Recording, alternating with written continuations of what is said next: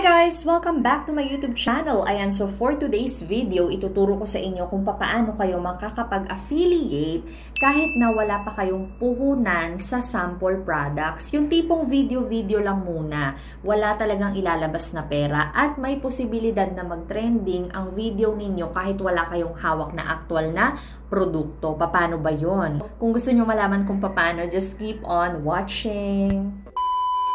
Guys, punta kayo sa inyong TikTok account at karamihan sa inyo na mga baguhan sa TikTok affiliate, na kagaya ko rin na baguhan lang din naman, na last year lang din ako nag-umpisa, na ang dami ko ring tanong, bakit yung ibang mga videos ay nagte-trending kahit walang produkto na hawak? Kadalasan kasi kahit na manghingi tayo ng free samples sa mga sellers, kadalasan sa mga maliliit na followers kagaya natin, hindi na pagbibigyan, hindi na-approve ang sample products. Kaya huwag kayong umasa sa sample products, guys. Kung gusto talaga ninyo magkaroon ng sample, maipakita sa video, ay mamumuhunan talaga kayo.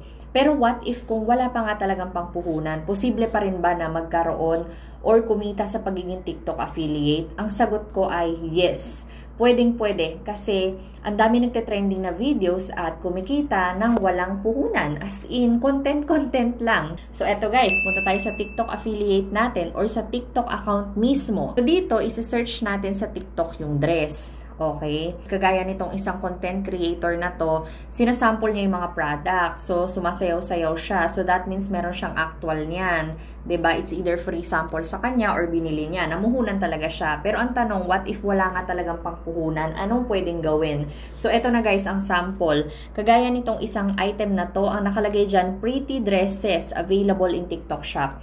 Hininaan ko yung sounds guys ha. Totally walang sound dahil baka makopyright tayo dito sa YouTube. So, pag pinull-out ninyo to, ang link na to, may kita nyo yung kanyang content as in screenshot lang po yan.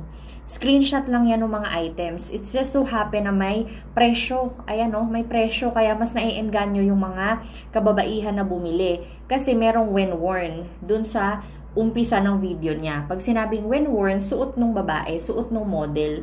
So, ang ginawa niya, maganda strategy yon na ang unang photo ng kanyang slideshow ay yung may when worn na. Para nai-imagine ng mga tao ano itsura sa kanila. So, ayan yung link niya. Ayan, yung 4 na dresses na pinakita sa video. Tapos guys, 827 likes na to. So, palagay ko talaga, marami-rami na rin nabenta tong batang to. So, dito naman sa kanyang description, ng hashtag, ayan. So, pag tinignan niyo yung hashtag, pwede nyo yung gayahin. Malay nyo naman ay mag-trending din yung video ninyo sa kakagaya ninyo ng mga hashtags ng mga nagte-trending na video. So, i-save nyo yan or i-screenshot nyo yan para malagay nyo rin na hashtag dun sa inyong mga videos. So, puntahan natin yung mismong account ni ate. Si Rarang. I-follow nyo to si Rarang. Hindi ko siya kilala. Pero, ayun. Nakikita ko lang na yan. Marami siyang mga binivideohan. Kagaya niyan, may actual product siya. So, for sure, kumikita na talaga tong batang to. Kahit na ang followers niya lang ay, pero pag nakita nyo naman yung likes ng videos niya, 103,500 likes na. So, tingnan natin to. Ito for sure, grab niya lang din to sa mga supplier or doon sa mismong shop. So, ito, tingnan natin. Simple dress. Parang slideshow lang ulit yung ginawa niya. Pero napakalinis nung pagkakagawa. Tapos, ang dami ng likes. 610 likes. Tapos, view products. So, pwede nyo rin gawin yun, guys. Okay? So, remember, yung ating hashtag, huwag nyo kalimutan yung mga nagtitrending na videos nila. Gayahin nyo rin yung mga hashtags na yan. Baka kasi mag-trending din sa inyo. Again, huwag kayo magpa-flood. So, kung makikita ninyo yung mga views niyan, 14,000 views, 16,000 views, meron talagang magte-trending sa mga videos ninyo. Basta, everyday lang guys, magko-content kayo. So, kung mapapansin ninyo yung sa kanya, konti lang yung likes niya nung umpisa, 611, 340. Pero, consistent siya sa pag-upload. Tapos, ang ganda. Ang ganda oh, meron siyang description, Korean jeans, ayan, available in TikTok shop. O, tapos nandyan na rin yung presyo. Yun kasi yung kagandahan, kapag ka nag-video kayo na screenshot na may presyo na, yung mga tao mas napapabili kasi alam nila, ay mura lang. Pwede yan sa akin, kaya yan ang budget ko. So, i-check out na nila agad yan. Ganun lang siya kabilis. Not unlike na gumagawa kayo ng videos na puro picture lang, tapos wala naman siyang price. So, yun yung nakikita kong behavior ng ibang bumibili online. Pare-parehas yung kanyang font. Kung mapapansin ninyo, nag-iiba lang yung font niya minsan, pero organized pa rin. As in, tulad-tulad yung font, kada hilera. Ayan. Tingnan natin kung meron tayong makikitang videos dito kung saan ay wala silang sample. So, ito puro may sample. Guys, dito naman tayo sa kabila. Ayan, nakikita ninyo, wala siyang sample dito. Pero, yung likes niya ay 5,341. Ayan, so puntahan natin tong video na to. So, dito sa video na to, tinanggal niya yung background. Pinakita niya lang yung mga items talaga mismo. Kanya-kanyang diskarte, ano. So, I assume na meron tong music din. Music sa background, pero hindi na natin ipe-play dahil sa copyright. So, pag chinek nyo yung kanyang mga items na nakalagay dito, ayan, very mura nga naman yung tops niya. May 57, 164, 102, 146, ayan. So, I assume na kumita na rin talaga to dahil meron siyang 5,341 likes na. So, sa mga ganitong karaming likes, imposible na walang makuha na purchase yung gumawa ng video or yung affiliate.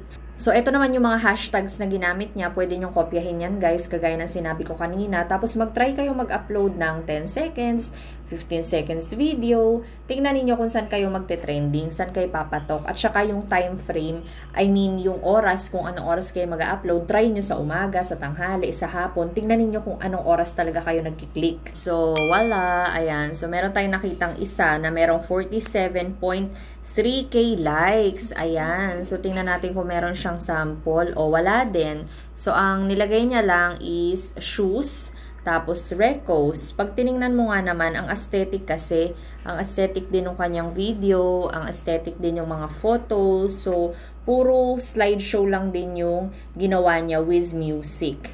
And kung makikita ninyo yung likes, 47.3k likes. So, ang dami na rin itong sold items for sure kasi ang dami rin comments o hashtag, konti lang yung hashtags niya pero nakalagay is TikTok Recos, TikTok Finds, TikTok Boodle, Shoes Recos, ayun.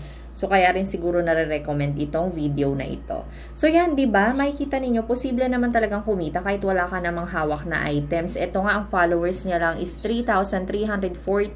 Pero, wag nyong ismulin yung mga ganyang content creator dahil kadalasan yung mga content creators na ganito or affiliate na ganito lang yung followers, sila pa yung kumikita ng mas malaki. So, ito, kagaya ng pants niya, meron na siya ditong 24.6,000 views. Pero, pag binuksan natin yung content is ganyan lang siya kasimple. Pwede kayong gumamit ng iba-ibang editor. Pwede na rin dito sa TikTok kayo direktang mag-edit. Pwede nyo lagyan yung inyong content ng ganyan. High waist, pants, tapos nagsasalita. Dito rin siya sa TikTok. Kung gusto nyo malaman kung paano magko-content, tuturuan ko kayo step by step sa isang editor na walang bayad at dito mismo sa TikTok. Para yan sa mga susunod na videos natin.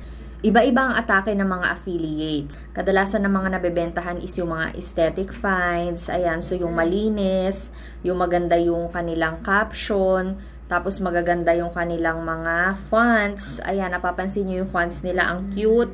At mapapaklik ka talaga pag nakita mo. Ayan, oversized hoodie. Yan. So, iba-iba yung technique, no? Dito walang presyo, pero aesthetic. Sa oversized hoodie niya, ayan, naglagay lang din siya dyan ng TikTok Boodle, TikTok Finds, FYP, hashtag hoodie, hashtag oversized hoodie. So, ito siguro mga ilang seconds lang din na video to. Baka mga 15 seconds lang or 10 seconds lang. Ayun, so mag-experiment kayo guys. Ayan, basta maging consistent lang kayo sa pag-upload. Sila yung mga walang items talaga. Likes dito. Tapos pagdating dito, 12,000 likes. 'Di ba? So, iba-iba. Ayan. So, may mga videos talaga na nagte-trending. May mga videos na naiiwan. Basta maging consistent lang kayo. Dapat maganda yung account ninyo. Pagpasok sa account ninyo, very malinis. Hindi iba-iba yung caption. Hindi may malaki yung description. May maliit yung description. So, pag tulad-tularin ninyo, guys, kagaya nito, very malinis lang siya. Tapos, pwede kayo mag-ulit ng content. Kung halimbawa na minamarket ninyo yung isang product talaga, o ulitin ninyo, gawan nyo ulit ng content yung product na yun para lumakas. Yan, so silipin naman natin yung mga kinita ng mga ibang affiliates na nag-0 followers hanggang sa dumami ng dumami yung kanilang mga benta. So, kapag meron na kayong kita, may benta na kayo, pwede na kayong unti-unting bumili ng products. Kagaya nito, etong isa na to, i-off natin yung sounds ha. 77,065 pesos ang kinita niya, 'di ba? Nakaka-inspire. So, ito namang isa. Sabi niya, nag-try ako mag-affiliate pero walang bumibili. Open natin yan. Tingnan natin kung ano ng itsura ng kanyang pagiging affiliate. So, ayan, may bumili na dalawa.